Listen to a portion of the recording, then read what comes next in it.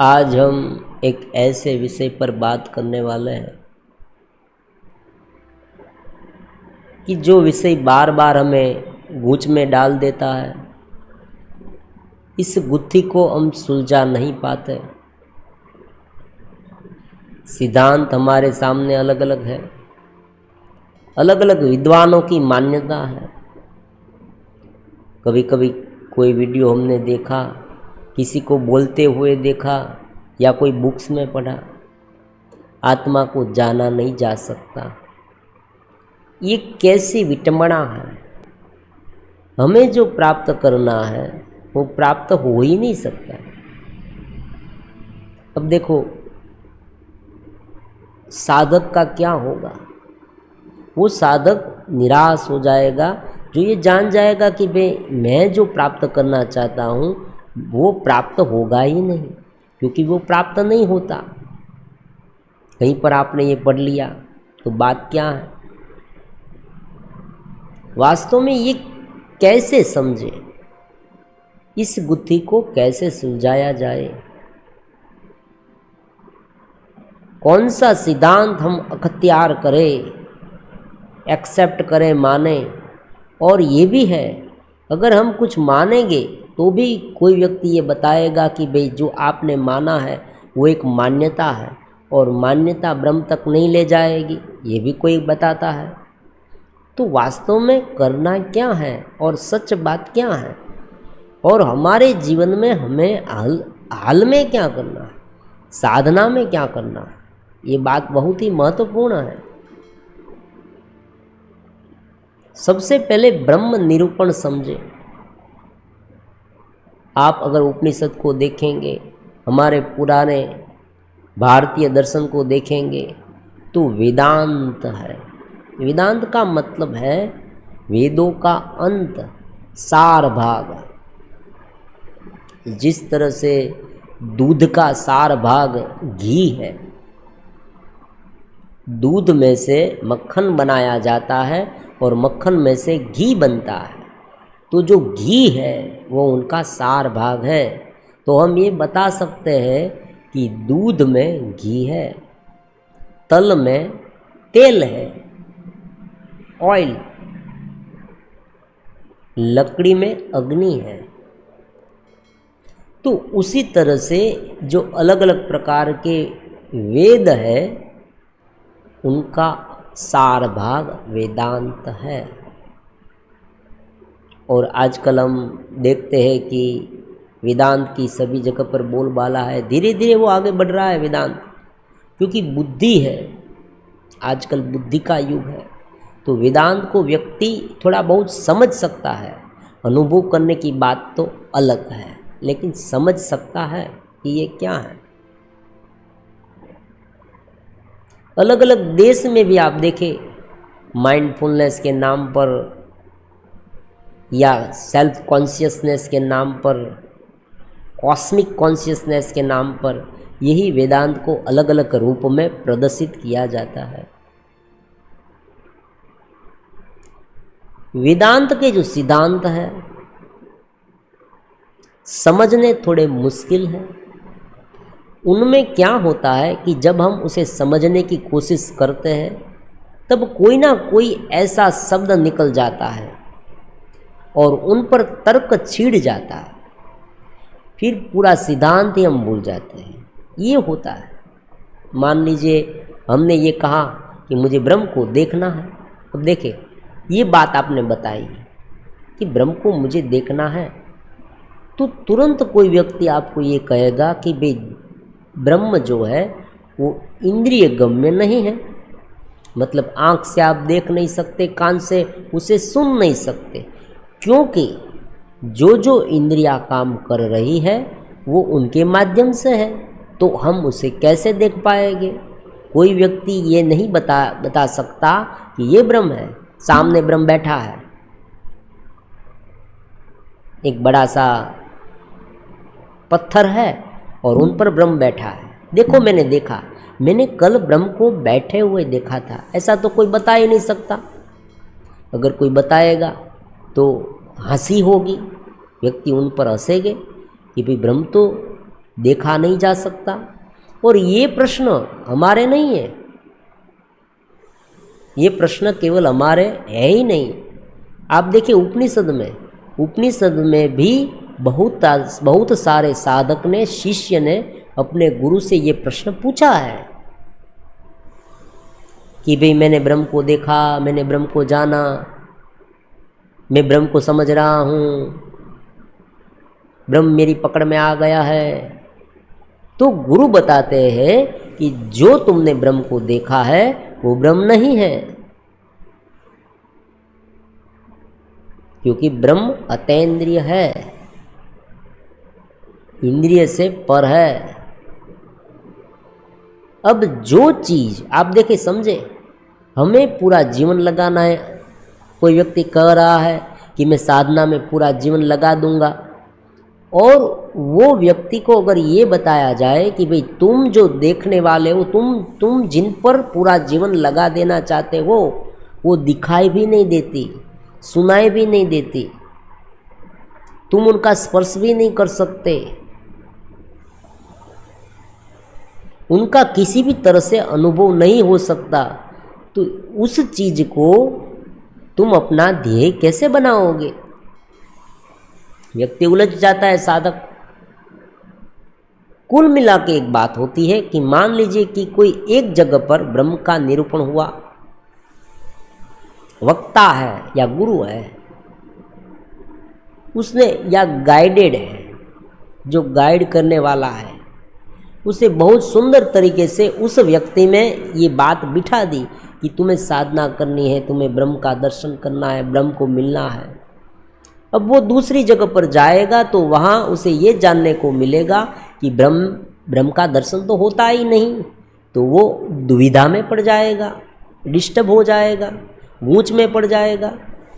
उसे लगेगा कि जो मुझे आज तक सिखाया गया वो झूठा है। तो मूलभूत बात क्या है?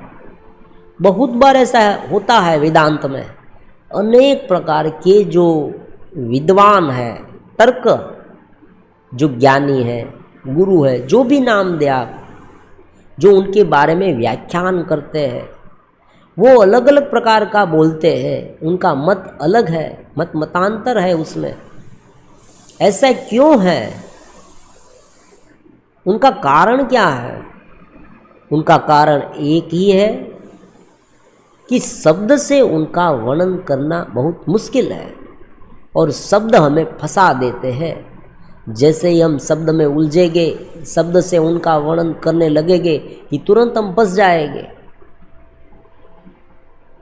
या फंसना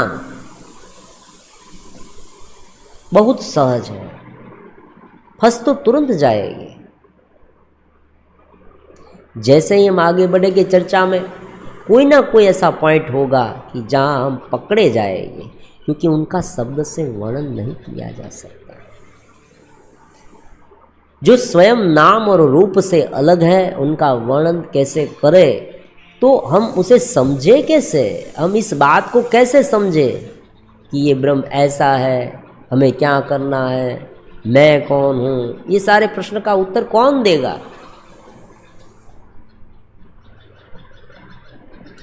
अब एक सीधी सी बात है, एक एक पॉइंट को अलग अलग करके हम सोचते हैं, सिद्धांत निरूपण अपने आप हो जाएगा। अत्यंत सरल और सहज है, इसमें कोई नई बात भी नहीं है।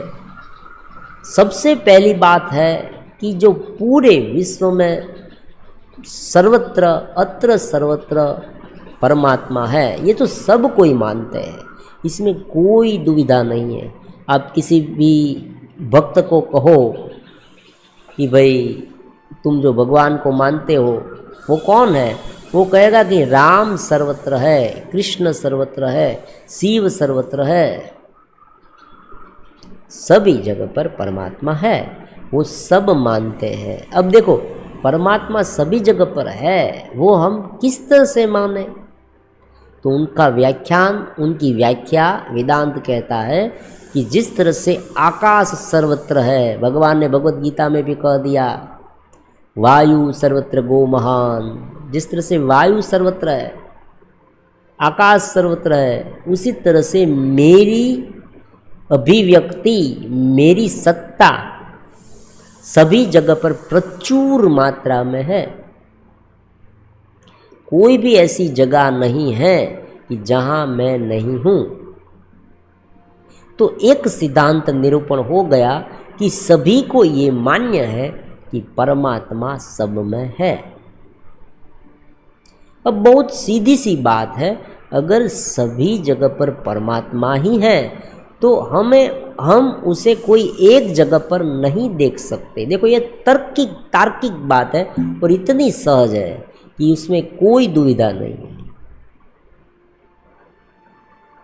अगर एक चीज एक जगह पर है और दूसरी जगह पर नहीं है तो हम ये बता सकते हैं कि भाई ये चीज यहाँ है और वहाँ नहीं है, ये हम बता सकते हैं। लेकिन अगर कोई व्यक्ति ये कहे कि ये सर्वत्र है, सर्व जगह पर है, तो अगर हम उसे बताएंगे कि भाई ये यहाँ है तो उनका मतलब ये हुआ कि वो वहाँ नहीं है। क्योंकि एक वस्तु को यहाँ तब ही हो सकती है जब वो वहाँ नहीं होती। एक वस्तु है, वो यहाँ है, ये हमें कैसे पता चलेगा? कैसे पता चला? वहाँ नहीं है इसलिए तो मैंने यहाँ देखा।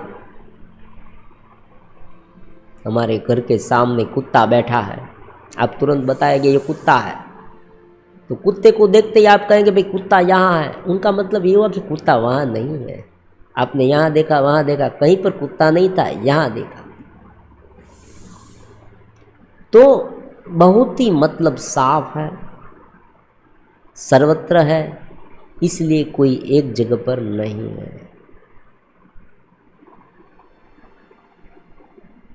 अब दूसरा प्रश्न है कि क्या हम उसे जान सकते हैं? अब देखो, जानना मतलब क्या? सबसे पहले हमें ये समझना है, हमारे पास जो इंस्ट्रूमेंट है उनके माध्यम से हम उसे नहीं जान सकते, ये बात तो है। मान लीजिए कोई व्यक्ति ये नहीं कर पाएगा कि आँखों से हमने ब्रह्म को देखा, ब्रह्म यहाँ है, ब्रह्म वहाँ है, ब्रह्म सर्वत्र है, तो आँखों से देखा नहीं जा सकता। कानों से सुना है, उनकी आवाज़ नहीं है, वो चेतना है इसलिए उनकी कोई आवाज़ भी नहीं है, उनकी सुगंध भी नहीं है क्योंकि वो द्रव्य नहीं है। आँखों से दिखाई नहीं देता, कानों से सुनाई नहीं देता, सूंघा भी नहीं जा सकता, चखा नहीं जा सकता, क्योंकि वो द्रव्य नहीं है, वो चेतना है। तो ये बात हो गई ब्रह्म की, जो सर्वत्र है। उसे हम परमात्मा भी कहेंगे, राम कहेंगे, कृष्ण कहेंगे, जो भी नाम आप दे। कोई व्यक्ति है ये बताता है थे पुराने समय में उनके बारे में बहुत सारे अलग अलग सिद्धांत निरूपण हुआ करते थे। एक सिद्धांत ऐसा था कि कुछ नहीं है मतलब शून्य है, लेकिन वेदांत कहता है कुछ नहीं है मतलब ब्रह्म है। कुछ नहीं है मतलब कुछ है ही नहीं, ऐसी बात नहीं है, चेतना तो है, ब्रह्म तो है। तो चेतना है, ब्रह्म है, वो वेदांत का सुर है। वो सर्वशक्तिमान है, वो भी है, बुद्धिमान है, वो भी है, पूर्ण है, वो भी है। पूर्णमदः पूर्णमिदं पूर्णात् पूर्णमुदच्यते, हमारे पास ये शांति मंत्र भी है। और उनका स्वरूप सत्य चित्तानंद है, वो भी हमें पता है कि वो सत्य है, चित्त है, जानने वाला है, आनंद है, आनंद उनका स्वरूप है, वो भी हम जानते हैं। तो ये सब ब्रह्म निरूपण हो गया। तो अब हमें क्या करना है, ये बहुत महत्वपूर्ण है। अब सीधी सी बात को इतनी गूंच में डालने की कोई आवश्यकता नहीं है।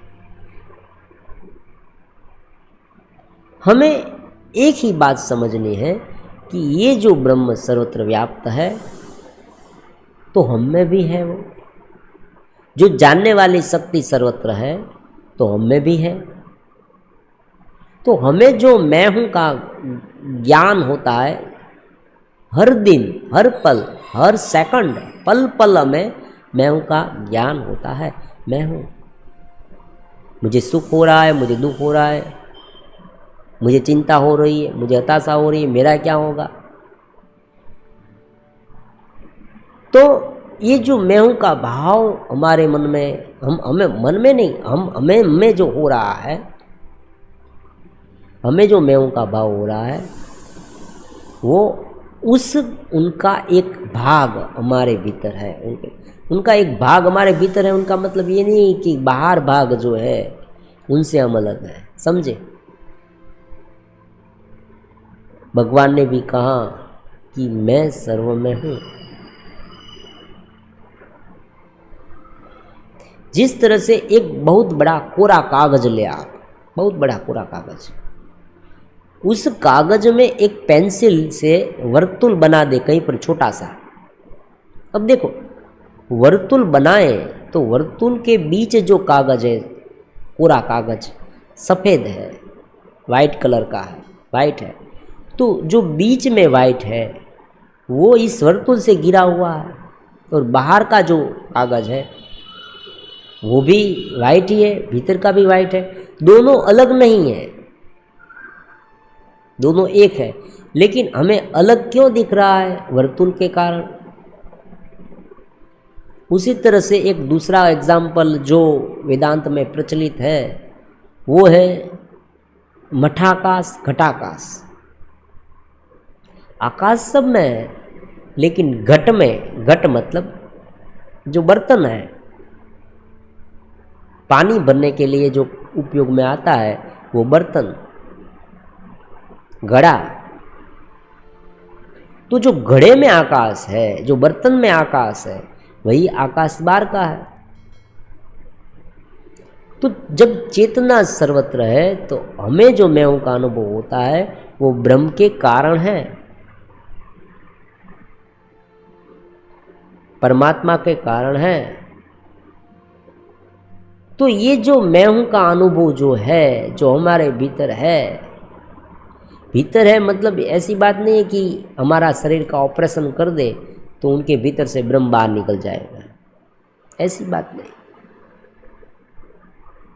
अनुभव करता जो है उन पर हमें फोकस करना है, क्योंकि सारा मदार जो है ना, सारी तकलीफें वहाँ ही होती है।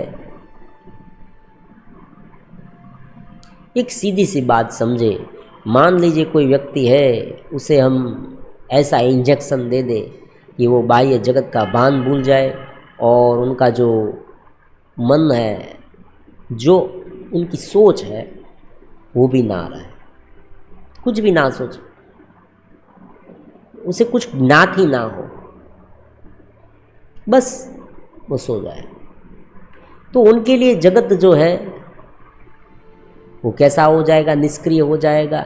जगत की वैल्यू उनके लिए कुछ नहीं है। क्यों? क्योंकि वो इसे सारी इंद्रिय को निष्क्रिय हो गई है, उसे कुछ दिखाई देता, सुनाई देता, वो कुछ सोचता भी नहीं है।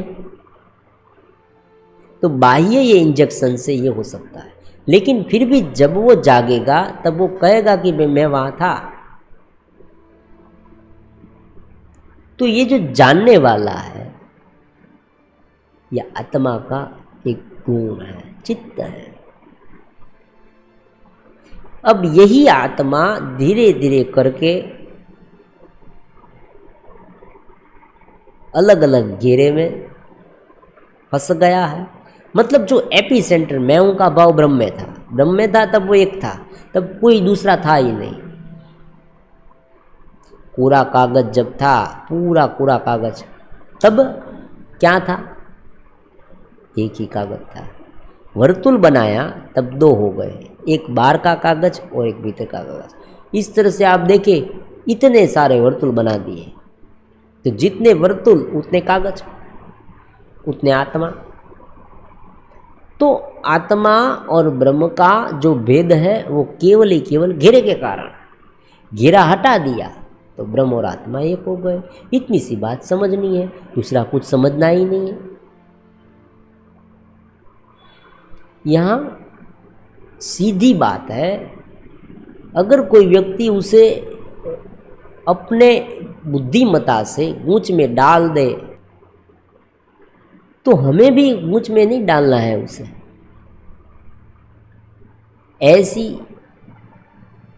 ऐसे डिस्टर्ब नहीं हो जाना है। कोई व्यक्ति ये बताएगा कि भाई ये उनका अनुभव नहीं होता तो तुम क्यों उनका अनुभव करने की कोशिश कर रहे हो, ये बात नहीं है।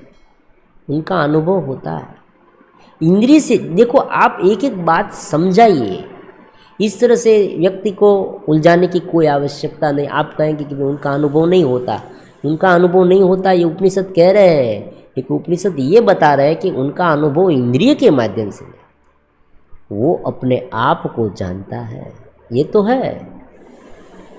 ऐसी बात नहीं है उनका अनुभव नहीं होता, उनका अनुभव होता है। परमात्मा भी कहते हैं कि वो अपने आप को जानते जानते ही तृप्त हो जाएगा। जिस तरह से परिपूर्ण जलाशय प्राप्त हो जाने के बाद छोटे जलाशय में साधक की रुचि रहती नहीं,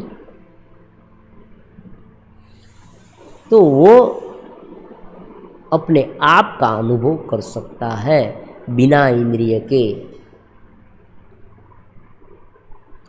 तो दोनों बात सही हुई। अगर कोई व्यक्ति आपको ये बताए कि उनका अनुभव नहीं होता तो आप कहेंगे हाँ नहीं होता। आपको तुरंत अपने मन को समझा देना है कि भाई हाँ उनका अनुभव नहीं होता। हम भी ये कहते हैं उनका अनुभव नहीं होता, लेकिन उनका अनुभव नहीं होता इंद्रिय के माध्यम से, लेकिन वो तो अपने आप को जानता है ना, वो अपने आप को जानता है। वेदांत में यह भी निरूपण किया गया है कि मान लीजिए कोई व्यक्ति सो गया तो नींद में उसे मैं हूँ का भान रहता है। वो जागता है तो वो तुरंत बोलता है कि आज मुझे बहुत अच्छी नींद आ गई। वो ये भी बताता है कि आज मुझे स्वप्न वाली नींद आई। अष्टवक्र गीता में भी जनक को कहा गया, अष्टवक्र मुनि ने कहा कि तुम सच्चिदानंद हो, तुम सर्वव्यापी हो। तो उनका मतलब क्या हुआ कि तुम ये शरीर नहीं हो, ये बता दिया। तुम मन नहीं हो, ये बता दिया। तुम ये इंद्रिय भी नहीं हो, ये बता दिया। लेकिन तुम आत्मा तो हो, तुम ब्रह्म तो हो, तो तुम्हें अपने आप का अनुभव होता है। अनुभव जरूर होगा, लेकिन अपने आप का अनुभव वो स्वयं करेगा। उन्हें इंद्रिय की आवश्यकता नहीं रहती। अब देखो यह एक दूसरी बात है, वो ये जो दूसरी बात है ना, वो भी बहुत महत्वपूर्ण है। छोटी है लेकिन वो भी गड़बड़ी पैदा करती है। अब वेदांत का एक सिद्धांत है कि दो नहीं है, एक ही है, ब्रह्म ही है। अब जब हम उनका अनुभव करते हैं तो हम दो हो गए, ये लोग ये बताते हैं। कोई लोग ये भी बताते हैं कि तुम कहोगे कि मुझे परमात्मा का अनुभव हुआ तो तुम दो हो गए, तुम और परमात्मा, सीधी सी बात है। हम किसी का अनुभव करते हैं तब हम दो हो जाते हैं। दो है तभी अनुभव संभव है। आपने किसी चीज को छुआ तो आप, वो कठोर है, मृदु है, ठंडी है, गर्मी है, गर्म चीज है ये। इसे जैसे ही आपने छुआ आप जल गए, आपका हाथ जल गया। तुरंत आप बताएंगे कि भाई मैंने उसे छुआ तो मेरा हाथ जल गया, वो बहुत गर्म चीज है। तो स्वाभाविक रूप से आपको उनका अनुभव हुआ, तो आपने ये बताया कि ये गर्म है, ये कोमल है। तो इंद्रिय के माध्यम से आपने ये समझा तो दो हो गए, एक ये वस्तु हो गई, एक आप हो गए। तो लोगों का मानना है, तत्वचिंतकों का मानना है कि वेदांत की धारणा से दो हो जाता है जब हम उनका अनुभव करते हैं। तो उनका भी उत्तर है जब तक ये घेरा है, समझे आप, ये बहुत महत्वपूर्ण है। जब तक ये घेरा है तब तक दो रहेंगे, लेकिन ये दो जो है वो शुद्ध रहे। कैसे? ब्रह्म और आत्मा। आत्मा जो है वो ब्रह्म का अनुसंधान कर पाए, ब्रह्म को स्वयं अनुभव कर पाए, अपने आप का अनुभव कर पाए, फिर भी वो दो रहेंगे, ये बात सत्य है। तो ये कब छूटेगा? जब बाह्य घेरा है, जब वर्तुल है, हम इरेजर से ये वर्तुल मिटा देंगे पूरी तरह से, तब हम पहचान ही नहीं पाएंगे कि यहाँ ये जो पूरा कागज़ था वो और वर्तुल के बीच जो पूरा कागज़ था वो अलग था, क्योंकि जो बॉर्डर थी उनकी, एक लाइन ड्रॉ कर रखी थी, वो लाइन हमने मिटा दी। अब कोई नहीं पहचान पाएगा कि ये अलग है और हम अलग।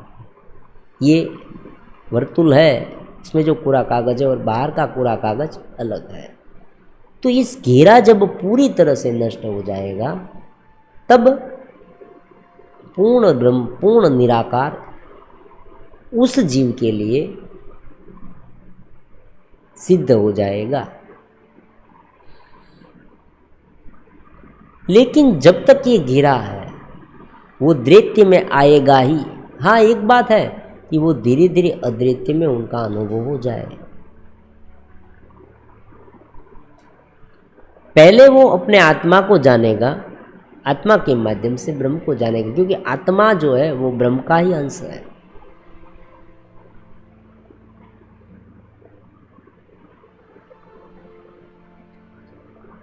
सभी जगह पर ब्रह्म होते हुए भी जब वो माया से अलग, अविद्या से अलग सोचने लगता है, मन रूपी एक कर्टेन है, दूसरा कुछ नहीं है। मन रूपी कर्टेन ही है, उसमें सब कुछ आ गया।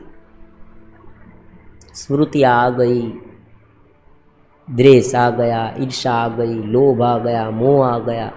ये जो आवरण है वो मन है, मन में बहुत सारे ख्याल आते, ये सब है। उनके माध्यम से उनका जो मैं हूँ का भाव है ना, वो धीरे धीरे नीचे उतरता गया। पहले मैं हूँ, बस मैं शरीर हूँ, मैं मन हूँ, मैं बुद्धि हूँ, मुझे इंद्रिय हूँ, ये सब नहीं। मैं हूँ, मैं आत्मा, ब्रह्म में ही रहता है। स्वयं का अनुभव वो स्वयं कर सकता है। फिर भी ये अलगाव क्यों? आप ये भी कहेंगे कि मैं हूँ, ये जब वो कहेगा, मान लीजिए एक व्यक्ति है, वो एक बताए कि मैं हूँ, तो जब वो ये बताएगा कि मैं शरीर हूँ, शरीर के माध्यम से शरीर की अलग जो एंटाइटी है, जो अलग अस्तित्व है, उसने अपना अलग व्यक्तित्व बना रखा है। अगर उनके माध्यम से वो बताए कि मैं ये हूँ, तो वो ब्रह्म से तद्दन भिन्न है, आत्मा में भी नहीं है। ये स्टेप बाय स्टेप होता है। पहले क्या है, ये छोड़ना है। अगर नीचे रहकर समझे, ये भी बहुत महत्वपूर्ण है। नीचे रहकर मतलब शरीर में है, मन में, बुद्धि में वेवरिंग माइंड है, चिंता बहुत हो रही है, वासनाएं बहुत है, ये सब में मैं यही हूँ, ये एक प्रकार का निर्णय हो गया है। मतलब निर्णय मतलब अनुभव हो गया है कि मैं यही हूँ। तो उनके माध्यम से सुख दुख, भूख प्यास, ये सब जो है वो इतने हावी हो जाते हैं और हम ऊपर उठ ही नहीं पाते। तो व्यक्ति जीव भाव में, तो सबसे पहले उसे ये जो घेरा है उसे थोड़ा शांत करना होगा। उनके लिए भक्ति है, प्राणायाम है, ध्यान है, ये सब क्रियाकलाप है कि उनके माध्यम से ये जो आवरण है, ये जो कचरा है, मान लीजिए एक सुंदर सा कमरा है, बहुत सुंदर सा कमरा, उनमें इतना गार्बेज भरा हुआ है कि कमरे की सुंदरता दिखाई नहीं पड़ती। तो हमें पहले ये गार्बेज हटाना है, ये कचरा हटाना है, ये मलिनता को साफ करना है, या उनसे ऊपर उठना है। अब देखो यहाँ भी दो प्रकार पड़ गए, दो मार्ग बन गए। एक मार्ग एक है, ये है कि एक एक दुर्गुणों को दूर करते जाओ।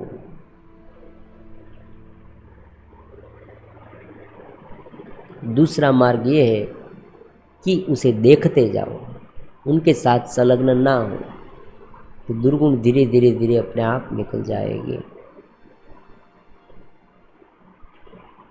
तो गलती क्या होती है? गलती ये होती है कि अगर कोई व्यक्ति ऊपर के ब्रह्म में जाए बिना, आत्मा में जाए बिना, मैं ब्रह्म हूँ ऐसा बोल दे, तो वो शरीर को ब्रह्म मान लेगा।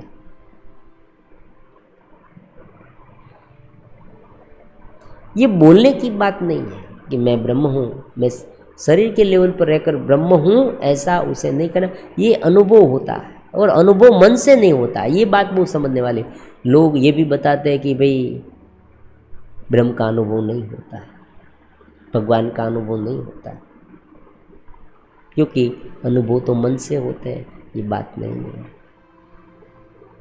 वो जानने वाला है, सत्य चित्त है। हाँ, एक बात है कि जब तक ये घिरा है ये अनुभव होगा, लेकिन शरीर से नहीं होगा, मन से नहीं होगा, बुद्धि से नहीं होगा। ये स्वयं अपने आप का अनुभव करेगा। वैश्विक चेतना है और मैं आत्मा हूँ, आत्मा का स्वयं का अनुभव है।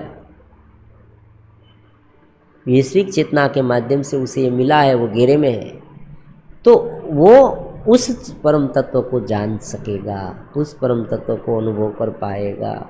उस समय वो शरीर का बाण भूल जाएगा। ये समझना है, मन का बाण भी भूल जाएगा। मन मतलब हम यही समझेंगे कि राग, द्वेष, काम, क्रोध, मोह, लोभ, स्मृतियाँ, वासनाएं, हताशा, चिंता, डिप्रेशन, आप जो भी नाम दें, ये मन, घेरे वाला मन। कभी कभी आनंद में आ जाता है मन, कभी दुखी हो जाता है, कभी सुख मिलता है, कभी हर्षित हो जाता है, कभी दुखी हो जाता है, कभी प्रसन्न हो जाता है, कभी रोने लगता है, कभी हंसने लगता है, कभी चिल्लाने लगता है, कभी अकेलापन उसे मालूम होने लगता है। तो ये मन है। वो बिना मन के उसे आनंद आएगा। आप देखिए, पूरे दिन में, पूरे जीवन काल में समझे कि हमें आनंद कब आता है, उनकी पड़ताल करेंगे ना तो भी हमें समझ में आ जाएगा ये बात। आज बहुत ही अच्छा खाना बनाया है, हम खुश हो जाएंगे। बहुत अच्छा खाना है आज, बहुत खुश हो गए, मज़ा आ गई आज, बहुत अच्छा खाना। आज मैंने ये नई चीज़ खरीदी, नई चीज़, हाँ, कार खरीदी, बहुत मज़ा आया।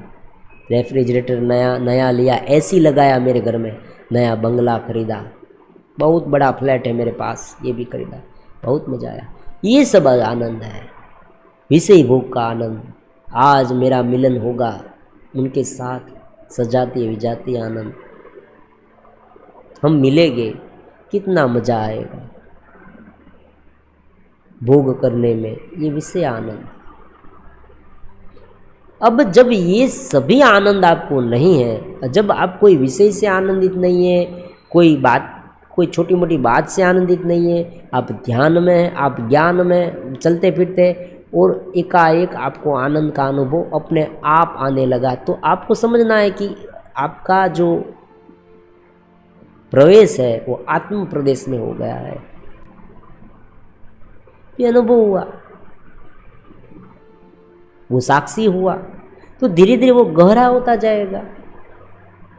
वो इतना गहरा हो सकता है कि पहले वो अनुभव करता था, फिर धीरे धीरे वो अनुभव भी भूलकर वो पूर्ण है, कुछ अनुभव भी नहीं होगा, ऐसी स्थिति में आ जाएगा। तो सीधी सी बात है, इसमें कोई नई बात नहीं है कि उनका अनुभव होता है, वो स्वयं अपने आप का अनुभव करता है, लेकिन उनका अनुभव देह और इंद्रिय से नहीं होता है। इसलिए ऐसा कहा गया है कि उनका अनुभव हम नहीं कर सकते। भगवान ने भी अर्जुन को दिव्य चक्षु दिए और विश्वरूप दर्शन दिखाया। क्या भगवत गीता गलत है? आप कहेंगे भगवत गीता में भगवान ने अर्जुन को दर्शन दिए, आत्मा से वो परमात्मा को देख सकता है, आत्म भाव में गया। दिव्य चक्षु दिए मतलब ये नाम और रूप वाला जो देह इंद्रिय के चक्षु है ना, चर्म चक्षु, उनसे ऊपर वो परिपूर्ण है, उनमें क्षमता है। आप क्यों उसे छोटा बना देते? उसका वो अनुभव नहीं कर सकता। क्यों नहीं कर सकता? वो स्वयं पूर्ण है, वो अपने आप का अनुभव करेगा, वो ब्रह्म को जानेगा भी, ब्रह्म को मानेगा भी, ब्रह्म का अनुभव उसे होता है। बहुत सारे भक्त भी हैं जो आत्मा में चले गए और उसे परमात्मा का अनुभव हुआ। लेकिन हाँ, एक कर्टेन रहता है, जिस तरह से योग में संपर्कनाथ समाधि है और असंपर्कनाथ समाधि, सविकल्प समाधि या निर्विकल्प समाधि, एक कर्टेन रहता है। जब तक ये राउंड है, पूरे कागज में जब तक ये राउंड है तब तक ये बनेगा। जैसे ही उनके कर्म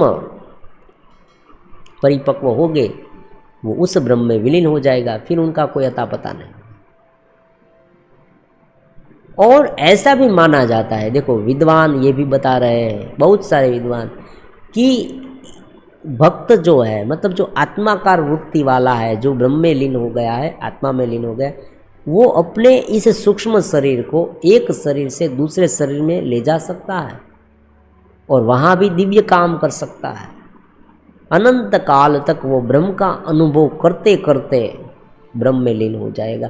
तो एक छोटा सा स्टेप बीच में है, या इंद्रिय गम्यानंद नहीं है। सबसे पहले ये एक समझ ले, जब भी आप कोई भी वीडियो सुने, आपको ये बताया जाए कि भाई ब्रह्म का अनुभव नहीं होता, तब आपको तुरंत समझ जाना है कि ब्रह्म का अनुभव नहीं होता।